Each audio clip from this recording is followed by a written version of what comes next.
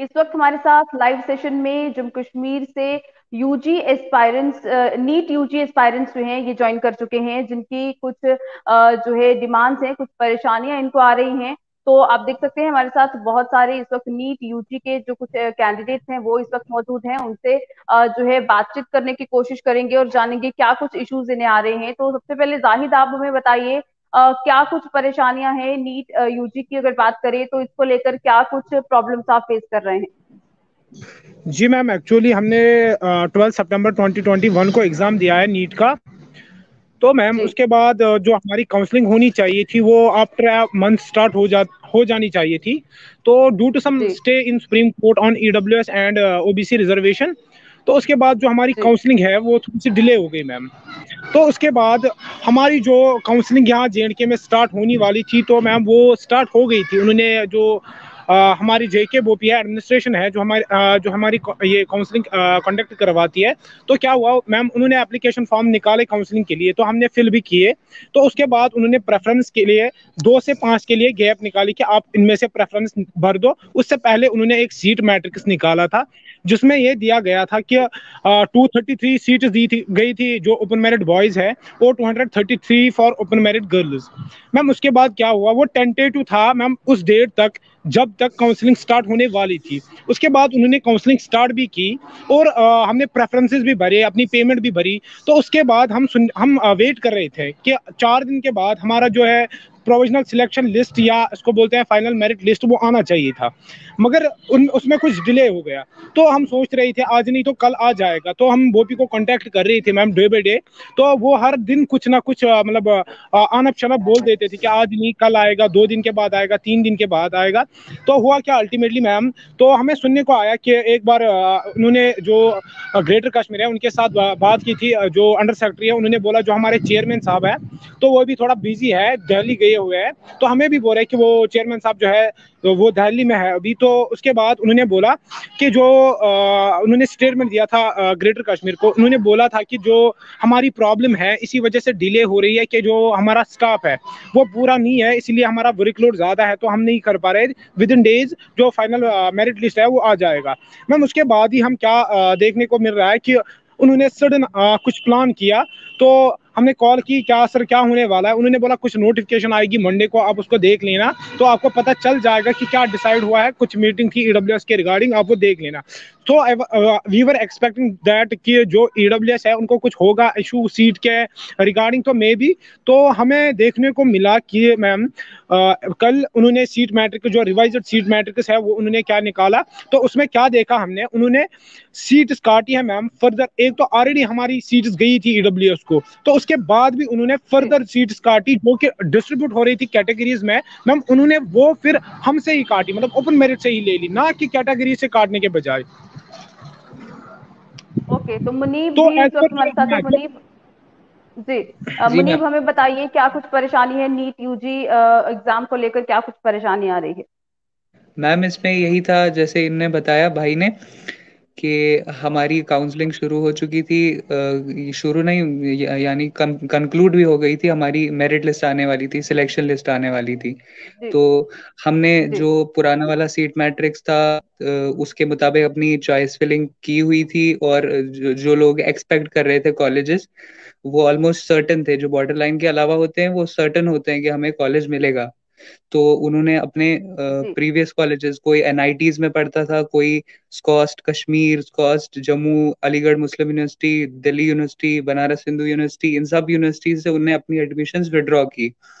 तो उसके बाद जब वो अब एक्सपेक्ट कर रहे थे कि हमारा एमबीबीएस में हो जाएगा, देन आपने 11th आवर पे चेंज लाया बगैर किसी नोटिस के, विद इन आवर्स आपने ये चेंज लाया, सो दैट वो अब ना नीट दे सकते हैं दोबारा से, क्योंकि 3 मंथ्स बचे हुए हैं, तो वो प्रिपरेशन भी नहीं कर सकते और वो अपनी यूनिवर्सिटीज वापस भी नहीं जा सकते।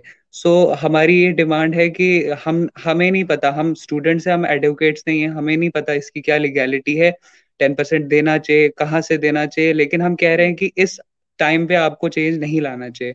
तो हमारी यही डिमांड है कि जो जी पिछला सीट मैट्रिक्स था वही रहना चाहिए, बाकी आप अगले साल जो करो वो कोर्ट में देखा जाएगा, वो वहां पे बच्चे एडवोकेट लड़ेगा, हमें नहीं लड़ना है। लेकिन आप हमें इस वक्त स्टूडेंट्स के लिहाज से हमें जो है वो इतनी दे दो कंसेशन। जी, तो इस वक्त महीन भी हमारे साथ हैं। महीन, आप बताइए, जिस तरह से 2 फरवरी को आपको जो है आपके जो कॉलेजेस हैं वो सिलेक्ट करने की जो एक तरह से शुरुआत है वो की गई, और उसके बाद भी आपको ये जो सीट मैट्रिक्स के अकॉर्डिंग जिस तरह से क्राइटेरिया होना चाहिए था वो नहीं हुआ, तो इसके बारे में बताइए। यस मैम, अपना जब जो सीट नहीं बोल रहे हैं वो मैट्रिक्स अपना माइक प्लीज बंद करें। यस मैम, जो सीट मैट्रिक्स निकाला गया था 1 फेब को, तो उसमें जी नीचे लिखा था, इन्होंने प्रिसाइसली लिखा था, जेके बोपी ने मेंशन किया था that this seat matrix is tentative, जब तक ऑनलाइन प्रेफरेंस, जब तक ऑनलाइन काउंसलिंग होगी। लेकिन काउंसलिंग शुरू भी हो गई, काउंसलिंग खत्म भी हो गई, काउंसलिंग को खत्म हुए अब भी 15 दिन हो गए। अब हम फाइनली वेट कर रहे हैं सो डेस्परेटली, क्योंकि हमारा 2021 पूरा वेस्ट हो गया। That was a zero academic year. Now it is 2022। 3 month NEET को रह गए हैं, अभी तक 2021 की काउंसलिंग भी खत्म नहीं हुई है, और अभी इस टाइम पे they are dragging us towards court. What should we open merit students do now? We have got no other choice. हमने इतने सारे स्टूडेंट्स ने एडमिशंस विदड्रॉ किए अपनी यूनिवर्सिटी से, अपने प्रोफेशनल कॉलेजेस से। नाउ जेके बोपी ने हमें, और आई शुड से अथॉरिटी और the government, whosoever is involved in this, they have checkmate the open merit students just because हमारे पास सर्टिफिकेट्स नहीं है। जस्ट बिकॉज हमारे पास सर्टिफिकेट्स नहीं है, हम लोग अपनी इतनी मेहनत करके 600 मार्क्स, 650 मार्क्स लाते हैं, तो ये लोग हमें लास्ट में ऐसे डिसीजंस करके हम लोग, where are they dragging us towards the court? क्या स्टूडेंट्स कोर्ट अब जाए इस सब चीजों के लिए? क्या यही है?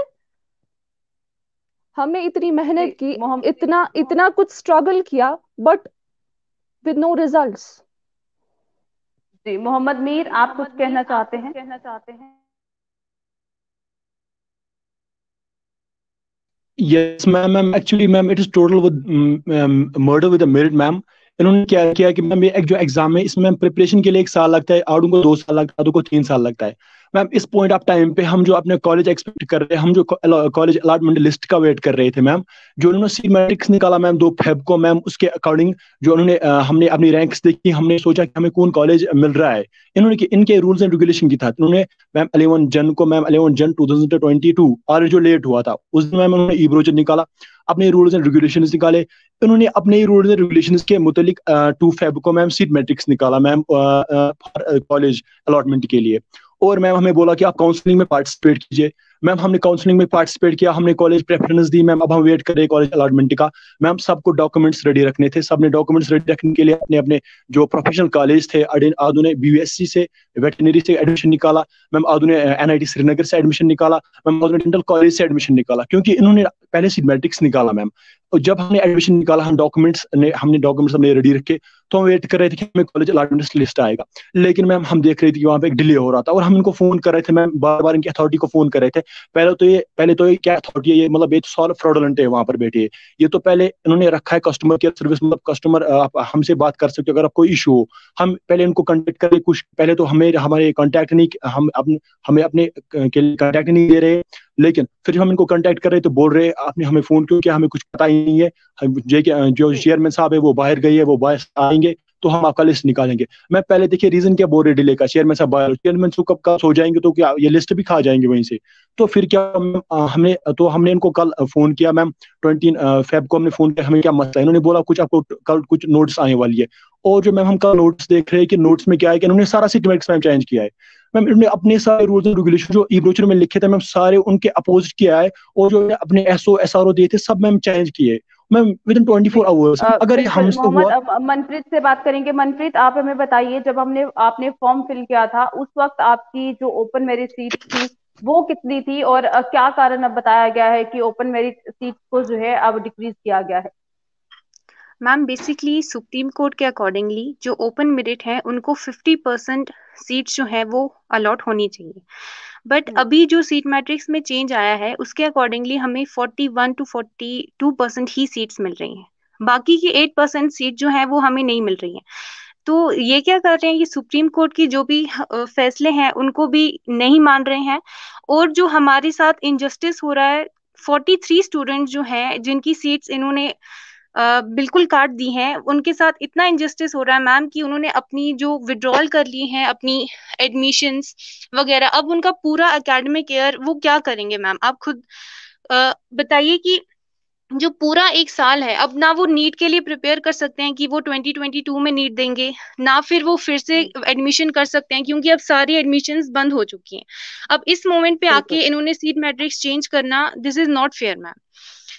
Ma'am I want to point जी आउट समथिंग हियर। ये लोग यहाँ पे बहुत जी बोल बोलिए। रहे हैं कि 10% 10% 10%, बाकी कॉलेजेस बाहर के यूनिवर्सिटीज में या बाहर के कॉलेजेस में इनको टोटल एमबीबीएस अवेलेबल सीट्स का 10% मिलता है। Okay, we are okay with that, but they are missing out one thing, that is वहां पे अगर 10 कॉलेजेस हैं तो 10 के 10 कॉलेजेस में ईडब्ल्यूएस की इनटेक कैपेसिटी है।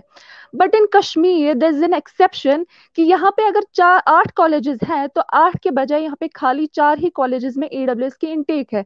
देन वो कैसे डिमांड कर सकते हैं कि हमें टोटल सीट्स की इनटेक दे दो, हमें टोटल सीट्स में से 10% दे दो, जबकि वहां के कॉलेजेस में उनका शेयर है ही नहीं। अगर 4 ही कॉलेजेस में उनका शेयर है तो वो 8 कॉलेजेस का शेयर मांग कैसे रहे हैं? दैट मीन्स वो लोग हमारे जो हमने मार्क्स लिए हैं वो लोग सीधे हमारी सीट्स ले रहे हैं। And the government is appreciating it, the authority is appreciating it, not giving any explanation towards it. How can we even तो बिल्कुल expect that from the authority कि वो लोग सब कुछ जानते हुए, अगर हम लोग तो स्टूडेंट्स हैं, मेडिकल स्टूडेंट्स हैं, उन्हें तो पता होगी कि रूल्स क्या है, रेगुलेशंस क्या है, सब कुछ जानते हुए उन्होंने रिवाइज सीट मैट्रिक्स निकाला और ये सोचा तक नहीं कि हम लोग एटलीस्ट स्टूडेंट्स को एक्सप्लेन करें कि ये बेसिस क्या है इस सीट मैट्रिक्स की। They did not even give a Yes, damn about one it. more point. Yes, ma'am. Yes, ma'am. One बिल्कुल more point, जिस ma'am. तरह वो से इस वक्त आपकी मैम अभी जो सिलेक्शन लिस्ट है वो हमें भी अलाउड रिलीज होने वाली है, पूरी काउंसलिंग प्रोसेस जो है वो आपका कंप्लीट हो चुका है। नीट एस्पायरेंट नाम से एक युवा हमारे साथ जुड़े हैं, उनसे ये जानना चाहेंगे कि आप क्या कहेंगे, क्योंकि सिलेक्शन लिस्ट बिल्कुल जो है वो रिलीज होने वाली है। जी मैम। समिट काउंसलिंग से समिट जी मैम जो है काउंसलिंग वो से बहुत पहले ई ब्राउचर निकलता है गोपी की तरफ से।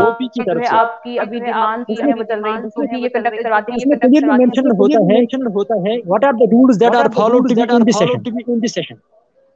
ठीक है, वो अपने ही रूल्स को वायलेट करते हैं। उसमें क्लियरली मेंशनड है कि 50% से कम ओपन मेरिट की महीन रिजर्वेशन आप नहीं होनी प्लीज चाहिए। महीन आप अपना माइक बंद कर दीजिए। उसमें क्लियरली मेंशनड है कि 50 ओपन मेरिट की रिजर्वेशन 50% से कम नहीं होनी चाहिए। अपने ही रूल्स को वायलेट करते हैं। और एक रूल ये भी लिखा, वहां पर यह पॉइंट भी लिखा गया है कि जो ईडब्ल्यूएस की सीट्स जो इंक्रीज हुई है उन्हीं कॉलेज में उनको सीट्स देनी है जहां पर ये इंटेक कैपेसिटी इंक्रीज हुई है। उस हिसाब से ईडब्ल्यूएस की सीट्स टोटल 60 बनती हैं। हमें ईडब्ल्यूएस वालों के साथ कुछ भी पंगा नहीं है, लेकिन मसला यह है कि ये ओपन मेरिट से सीट्स काटते हैं और ईडब्ल्यूएस वालों को देते हैं। इससे क्या हुआ, 40 NEET aspirants deserving candidates they are totally out of the, वो जिनको एमबीबीएस मिलता पुरानी सीट मैट्रिक से, they are out of the competition. वो सीधे बाहर होते हैं।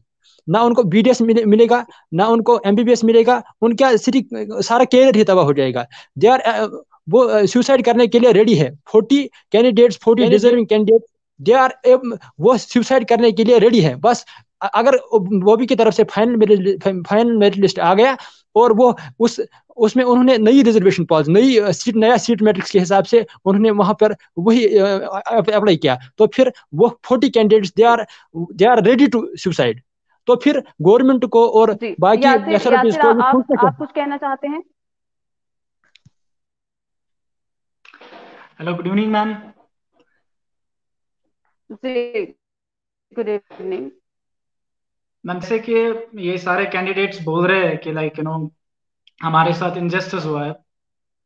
मैम बात सिर्फ ये है कि मैम आप उस कैंडिडेट से, उस ओपन मेरिट वाले बंदे से पूछ लो जिसे 12-12, 13-13, 14-14 घंटे पढ़ाई करनी पड़ती है और उसको फिर लास्ट में सुनने को मिलता है कि नहीं, अब उसकी सिलेक्शन उसके मेरिट के बेसिस पे नहीं हो रही। लाइक मैं खुद एक नीट एस्पिरेंट हूँ, मेरा जो स्कोर है वो 569 है।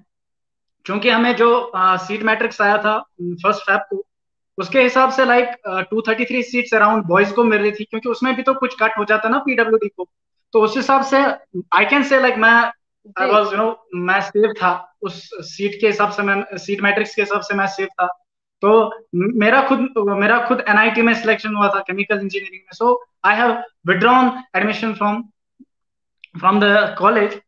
सो एट लास्ट ये हमें बोल रहे हैं कि आपकी सिलेक्शन नहीं हो रही। तो चलिए बिल्कुल जो आप ही भी इस बोले वक्त what we NEET are supposed to aspirants जो डू। हैं जो हमारे साथ इस वक्त मौजूद हैं, जिन्होंने काउंसलिंग प्रोसेस में भी जो है पूरी तरह से इस प्रोसेस को खत्म किया है, लेकिन उसके बावजूद भी अब जो परेशानियां इनको आ रही हैं, ओपन मेरिट में सीट को जो है वो रिड्यूस किया गया है, जिस वजह से इतने ज्यादा मार्क्स लेने के बावजूद भी ये बच्चे जो है वो किस तरह की परेशानी जो है वो झेल रहे हैं।